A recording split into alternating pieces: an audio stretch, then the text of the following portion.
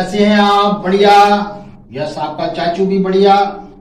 आज विशेष गणनाओं के साथ, यानी कि न्यूमेरिकल्स, केमिस्ट्री के न्यूमेरिकल, वॉल्यूमेट्रिक के न्यूमेरिकल, काफी अच्छे न्यूमेरिकल आएंगे। और ये सारे के सारे न्यूमेरिकल बोर्ड से रिलेटेड है, कंपटीशन से रिलेटेड है, मेडिकल से रिलेटेड है। और जो आपने अभी किए थे वो बहुत इजी न्यूमेरिकल थे। अब जब हम चलेंगे तो थोड़े टफ होते चले जाएंगे और बड़ा मजा आएगा। जितने न्यूमेरिकल मैंने आपसे पहले ही कहा था, वॉल्यूमेट्रिक यदि आप कर लेते हैं, वॉल्यूमेट्रिक कर लेते हैं, रिएक्शन कर लेते हैं केमिस्ट्री में, यदि ये दो चीज मजबूत कर लेते हैं तो केमिस्ट्री आपके हाथ में होगी, कमांड होगी। ये चीज नहीं करना जानते, आपकी कमांड में नहीं होगी। और तो सब केवल एक याद करने की बात है, जो फिक्स पॉइंट है वो पॉइंट है। तो ये बात करते हैं हम आज एक नए टॉपिक के साथ। और आज है हमारे पास ग्राम तुल्यांक की संख्या।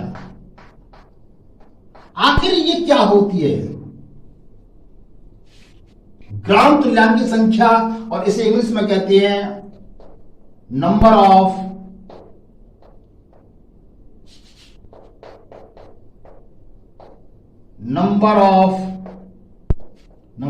Of gram equivalent weight. Number of gram equivalent weight होता क्या है? ये छोटी सी बात, बहुत छोटी सी बात है। आखिर ये होता क्या है? आखिर ये क्यों लाया गया, लाया क्यों गया? तो हमने रामबाण फॉर्मूला बताया था, मैंने W EnV अपॉन 1000 इसका डेरिवेशन कर दिया था मैंने। आप पिछले वीडियो मेरे को देख सकते हैं, जिसमें रिलेशन था, उससे क्या कहते हैं, इक्विवेलेंट नॉर्मलिटी, कंसंट्रेशन और इक्विवेलेंट वेट के बीच में जो रिलेशन था उसके बारे में मैंने बता दिया, वहां पर एक्सप्लेन कर दिया था। ठीक है, कोई बात नहीं। अब बात करते हैं यहां पर, जरा इसे थोड़ा सा खोल दें। यदि मैं ऐसा करूं, W इंटू 1000 कर सकता हूं, अपॉन E कर दूं, बराबर NV हो जाएगा।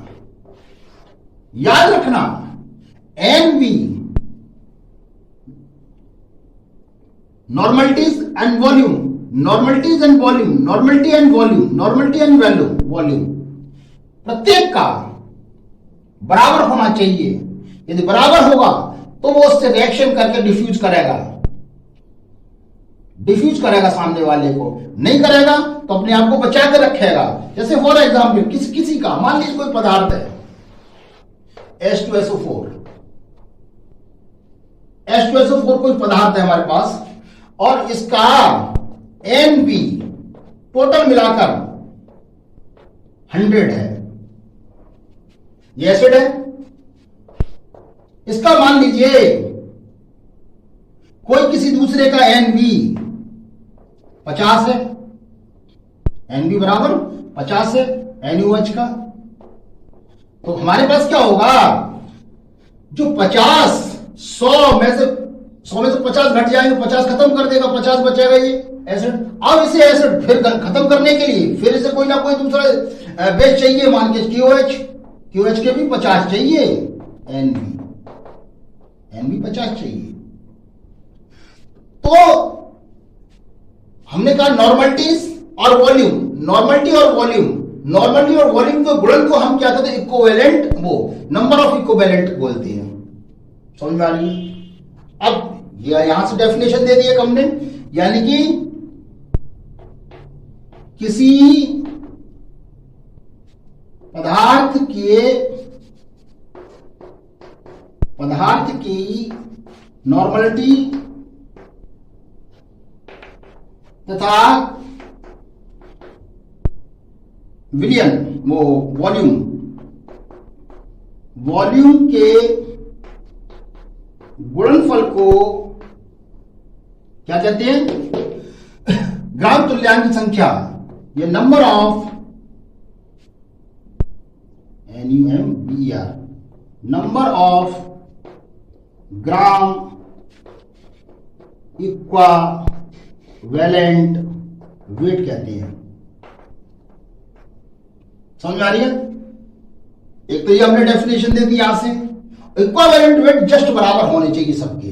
थोड़ी सी बात जल्दी से कॉपी करिए, फिर थोड़ा एक और नई डेफिनेशन देता हूं और उसके आधार पर एक नई बात करते हैं, इसके आधार पर एक नई बात करते हैं और उसके आधार पर भी एक नई बात। जल्दी से कॉपी करिए। क्लियर हो गया। आप जरा गौर करिए, यहां से लेगी, यहां से एक नई बात सोचते हैं। N V is equal to W upon E into 1000। क्यों भाई? यदि मैं इसे जरा गौर करिए, इसे क्या कहूं कि W और भार अपॉन तुल्यांकी भार, भार अपॉन तुल्यांकी भार, भार अपॉन जनसंख्या है, जनसंख्या है, ये संख्या है, जनसंख्या वॉल्यूम है, ये तो वॉल्यूम है, संख्या है, ये वॉल्यूम से वॉल्यूम कट जाएगा, काम करता हूं तो ये संख्या क्या हुआ? भार अपॉन तुल्यांकी भार, वेट, यानी कि इसे क्या कहेंगे, इसे मिटा दिया जाए, वेट कौन सा वाला जो तोला, और इक्विवेलेंट वेट के अनुपात को हम क्या कहेंगे?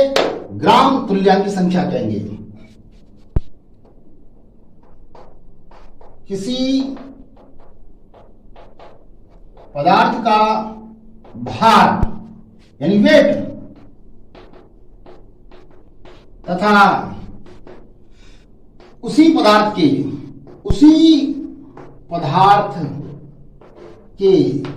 तुल्यांकी भार यानी इक्विवेलेंट वेट, इक्विवेलेंट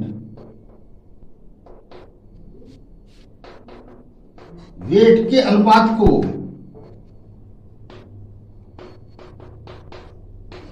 को क्या कहेंगे? ग्राम इक्विवेलेंट वेट कहेंगे। ग्राम इक्विवेलेंट या number of gram equivalent weight, ठीक है, इक्विवेलेंट वेट कहेंगे। समझ में आ रही है?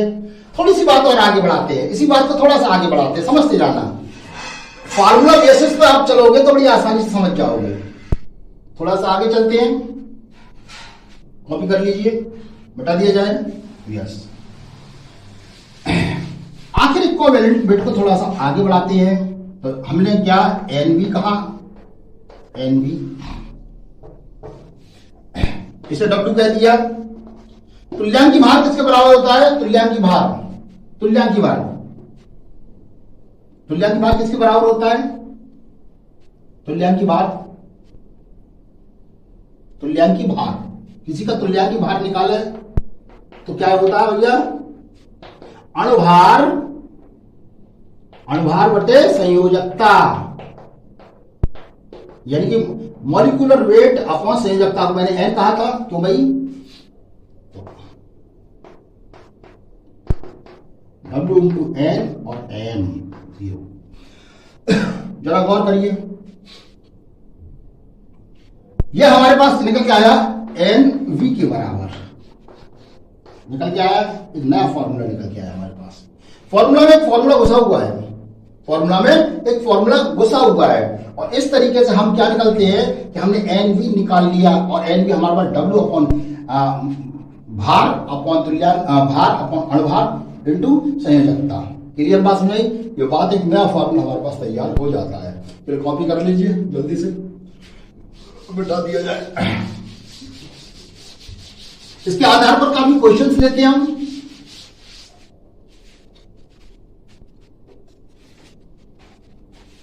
जरा गौर करिए, एक सवाल कह रहा है, एक सवाल क्या कहता है? याद रखना एन वी हमेशा हर चीज का, हर रिएक्शन में जस्ट बराबर होना चाहिए। देखते हैं कैसे। 1 ml 0.1 नॉर्मलिटीज H2SO4 को हमने घोल दिया, 1 लीटर में घोल दिया। इसे हमने 1 लीटर में घोल दिया। जब घोल दिया और घोलने के बाद आपको कहता है इसकी कंसंट्रेशन और नॉर्मलिटी याद क्यों करिए। इसकी कंसंट्रेशन, इस चीज को 1 ml 0.1 ml और 0.1 नॉर्मलिटी वाले H2SO4 को जब हमने किसी भी विलायक में ये 1000 ml में 1000 में मिला देते तो उसकी कंसंट्रेशन नॉर्मलिटी क्या होगी। तो हमने देखा ये सारा का सारा N1V1 और ये बराबर N2V2 जैसे बराबर होना चाहिए, अभी मैं बोला बिल्कुल। तो इसका मतलब है ये हमारे पास एसिड है और ये डाइल्यूट एसिड है, ये डाइल्यूट एसिड हो गया, समझाई, पानी मिला दिया तो डाइल्यूट हो गया। तो जरा गौर करिए, नॉर्मलिटी कितनी 0.1 दे रखा है, वॉल्यूम कितना 0.1 दे रखा है, और इसकी नॉर्मलिटी हमें मालूम नहीं है, लेकिन इसकी हमारे वॉल्यूम जरूर मालूम है 1000 ml। क्लियर बात समझा रही है? यस बिल्कुल। यहां से हमारे पास निकल के आया N2.1 इंटू 0.1 अपॉन 1000। यस, तो ये निकल के आया 1 1 2 3 4 5 10 की पावर -5। नॉर्मलिटी कितनी निकल गई? 10 की पावर -5 नॉर्मलिटी निकल के आ गई। अगर कंसंट्रेशन निकाल लिए तो concentration equal to normality to equivalent weight. तो नॉर्मलिटी हमारे पास 10 की पावर -5, इक्विवेलेंट वेट कितना दिया है इसका? 49। तो 49 इंटू 10 की पावर -5 ये ग्राम प्रति लीटर आ गया। देखिए छोटा सा फॉर्मूला बेसिस पे, सारी चीजें फॉर्मूला बेसिस पे करिए आप। फॉर्मूला सारी चीजें फॉर्मूला बेसिस पे होगी। तो हमारे पास ये निकल गया, ये आईआईटी का एक सवाल था। क्लियर? अच्छा जी, मिटा दिया जाए। ओके, अगला क्वेश्चन लेते हैं। अगला क्वेश्चन है हमारे पास 25 ml N/10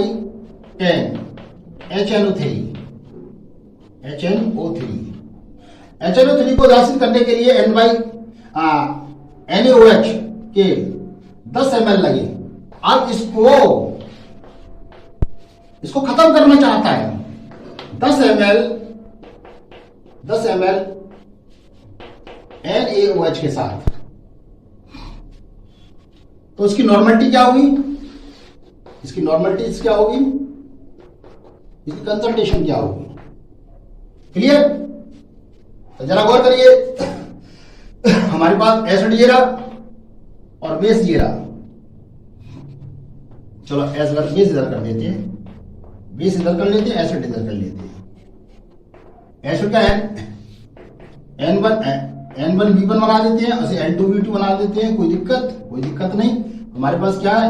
नॉर्मलिटी कितनी है? 1/10 और वॉल्यूम कितना है? 25 ml।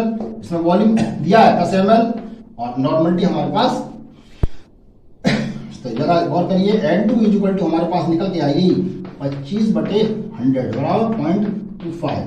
नॉर्मलिटी 2 निकल के आई 0.25 नॉर्मलिटी। क्लियर बात समझ आ रही है? कंसंट्रेशन निकाल लो, normality equal to equivalent weight. Yes, normality हमारे पास इतनी 25.25 निकल के आया, ये 40 पॉइंट हटाया तो ये आ गया हमारे पास 5 और 20 हासिल 2 और 4 9 10 यानी कि 10 ग्राम पर लीटर। क्लियर? जल्दी से कॉम्प्लिकेटेड, बहुत अच्छा सवाल था, बहुत प्यारा सवाल था। क्लियर?